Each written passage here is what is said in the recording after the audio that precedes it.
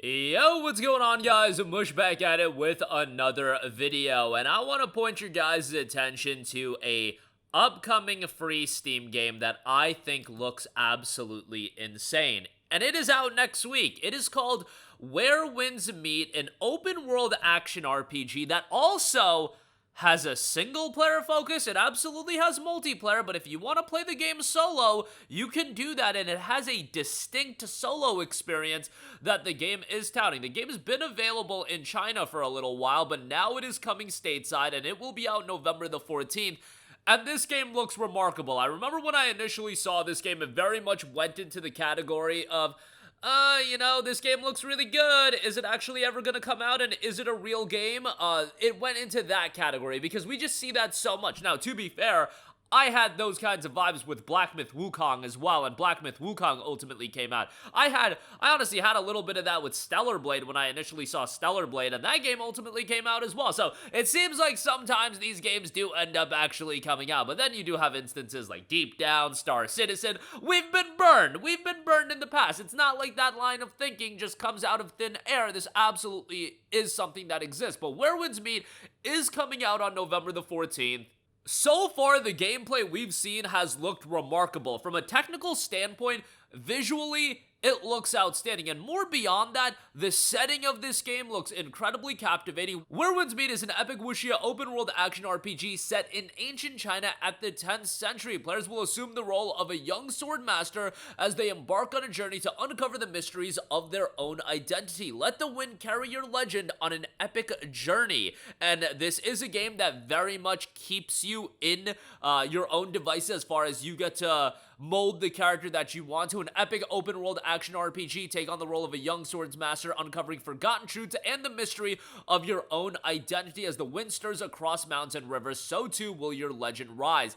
The combat looks incredibly stylish, and what they specifically noted is they wanted to have somewhat of a level of authenticity in there as well with the various weapons that are available, but definitely has a bit of an aspect of being incredibly stylish, incredibly over the top, and they went with the verbiage of wanting it to be romantic as well, paying respect to that era, and I think it looks incredible in that regard. Immerse yourself in the captivating 5 dynasties and 10 kingdoms period of China, where epic battles and legendary tales come to life. From the bustling imperial capital to the hidden wilderness, every path is filled with secrets and adventures. In this world, freedom carries weight. Stir up mischief and face challenges, or take the noble route, befriend villagers, forge alliances, and carve your legacy as a wuxia hero in a land of possibilities. Become the spark that ignites change. An open world of infinite possibilities. There's so many options and different locales and areas that you're gonna visit. Explore a vibrant world filled with life, from bustling cities to hidden temples and lush forests,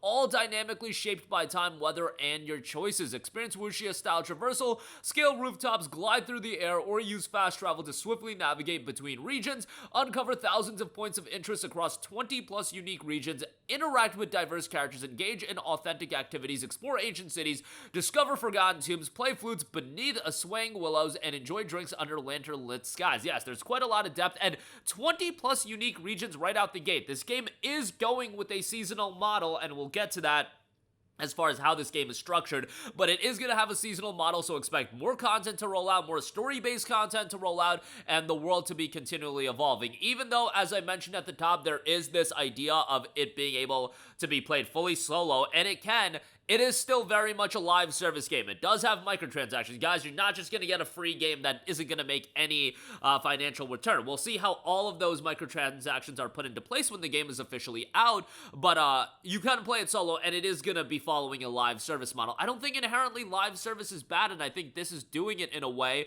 where they are putting solo play as one of the promotional vehicles. I am curious on how that's going to be received, because how often do you see that? A game that's utilizing that idea of, oh, you can play this game solo, but it is a live service game. You don't see that quite often, so We'll see how that turns out. Master your way of wuxia combat. Obviously, with a game like this, the combat is gonna be at the heart and soul of it. You're gonna have a variety of different weaponry at your disposal. Tailor your combat approach, melee, ranged, or stealth. Build a loadout that suits your playstyle. Engage in combat with classic wuxia weapons, swords, spears, dual blades, rope dart, bows, fans, and umbrellas. Yes, the umbrellas is something that they put a lot of emphasis in, and again, once again, harkens to that romantic aspect of the game. Switch weapons and employ martial arts and mystic skills like Tai Chi to outmaneuver enemies as well. Customize your character, choose your role, align with factions, and explore unique professions to shape your identity. And you can adventure alone or forge your community. Embark on a narrative-driven adventure filled with rich solo gameplay, or team up with up to 4 friends for seamless co-op experiences. Join or create a guild to access group activities, intense guild wars, multiplayer dungeons, and epic raids. Show your skill in competitive duels, or enter a shared evolving world with thousands of fellow adventurers. So whenever you hear them talk about this game and the promotional material for this game, they reiterate multiple times that, hey, you can play this game solo, and specifically they did note over 150 hours of single player content. Now, I would take that 150 hours with a grain of salt. Anytime when a developer, and pretty much every developer does say this, oh, X amount of hours of gameplay, everybody plays games differently, and how much of that content is going to be the worthwhile content that you're going to want to sink your teeth into, that's what really matters, and it is a free game. The idea of north of 150 hours of content, single-player game that looks as good as this game does from a technical standpoint, I don't want to, think too highly of it, and you do want to temper your expectations a little bit. You can't expect the absolute world out of it, and if it does deliver, hey, you'll be pleasantly surprised. But I definitely also can see there's a healthy level of skepticism when it does come to this game in terms of, dude, this game looks so good. You're telling me I can play it solo. You're telling me there's going to be 150 hours of content. What's the catch here? And yes, it is going to have microtransactions. That is going to be a part of the game, but that doesn't inherently make it a bad game if it's microtransactions done within reason. You want to do a battle pass? By all means, do a battle pass. You want to do cosmetic content? By all means, do that.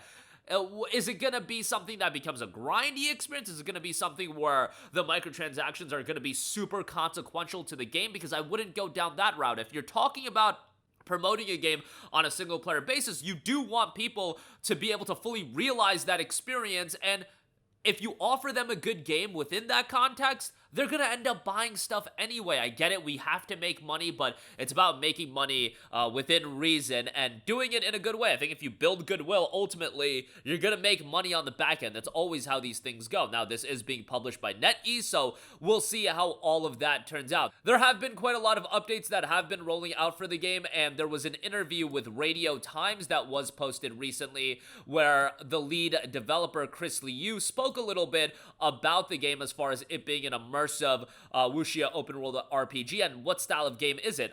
Are some people perceiving this to be an MMO, or is it a online RPG? Where Winds Meet is an open world wuxia RPG. Our vision when making the game was truly to create an immersive wuxia experience where players can live out their unique martial arts fantasies in the world of Where Winds Meet. Limiting the game to either only single player or only multiplayer would make the game feel incomplete. That's why we offer 2 distinct modes. Keyword there, distinct. It does feel like that this game is going to offer a distinct single player and a distinct multiplayer with different experiences for those styles of play that operate independently of each other, yet can be switched between freely. In single player mode, Where Winds Meet is essentially a full-fledged solo game. That is what they're saying, a full-fledged solo game where players can immerse themselves in an extensive story-driven content. In multiplayer mode, players can collaborate, compete, and explore the vast open world together. That's a little insane to me, like calling it a...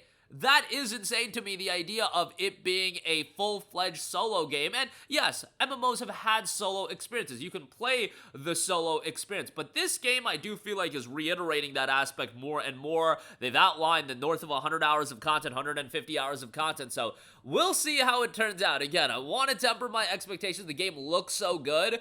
But, sometimes I'm always a pessimist. I've always been a pessimist when it comes to games that look this good. And a lot of the times we have been disappointed disappointed, but a lot of the times they are also, we got Black Myth Wukong in that game. I know, totally different style of game, but that was a game I'm just saying I was super skeptical of. Crimson Desert was a game that I thought was never going to come out, and now that game has a release date, so we'll see how this turns out. Before I wrap up this video, I do want to note the system requirements for the game, because the game is technically impressive, and yes, if you're looking to max this game out, buckle up, because you're going to need a beefy PC. Recommended is an Intel Core i7 7700K and a Ryzen 5 1600, 16 gigs of RAM, a GTX 1060 or an RX 480. So if you're looking for the minimum requirements, man, older PCs are going to be able to run this game no problem as well. A 1060 and an RX 480, you're talking about GPUs that are years and years old at this point. Now, recommended, you're looking at a Core i7 10700, a Ryzen 7 3700X, 32 gigs of RAM, an RTX 2070 Super, an RX 6700 XT, and an ARC A750. An RTX 2070, yes, a good GPU. It's not like that's a blow-away GPU. That's a couple generations old at this point, so that's fairly tame, but again, we don't have outlines on whether or not that's for 4K 60 FPS. I would probably believe that is not going to be the case, that if you're looking to play the game 4K maxed out 60 frames per second and north of that, it's going to be, you're going to need something in the 3000, 4000, 5000 series and a higher end GPU at that. But a 2070 Super recommended, that's definitely a good sign. The game also does note 100 gigabytes of storage needed. Preloads for the game will be opening up on November the 12th. We will see how all of that turns out. I really want the game to be good. Love the setting of the game. And also, if you watch the trailers, they've put a lot of emphasis into the sound design of the game. And when you're trying to pay respect to this kind of setting and make it authentic and make it something that is truly immersive, I think a lot of those elements, the visuals, the atmosphere, the soundtrack, are so important. And when you see a lot of this realized so far in the footage they've put out, man, it looks phenomenal in that regard. The game is officially out November 14th. Again, preloads on November 12th. That's going to do it for me. Let me know your thoughts down below, your excitement level for Where Winds Meet. I think the game looks remarkable, and it will be totally free. If it ultimately is a disappointment, hey, at least we're not spending any money on it. That'll do it for me. Your thoughts down below. As always, guys, thanks for watching, and I will catch you guys in the next one. Peace out. Hey, what's going on, guys? Mush here again. Hope you enjoyed the video. As you guys might know, YouTube's notification system is sometimes a little bit wonky, even if you're subscribed to the channel. Maybe you're not abundantly aware that I uploaded a video. To remedy that situation, make sure you hit the bell notification button. This way, whenever I upload a new video, and I try to upload as consistently as possible, you will be notified directly of the upload, and you can watch it as soon as it goes live. I would really appreciate if you guys hit that button so you can stay up to date with all of the content I'm posting. But as always, guys, thanks for watching, and I'll catch you guys in the next one. Peace out.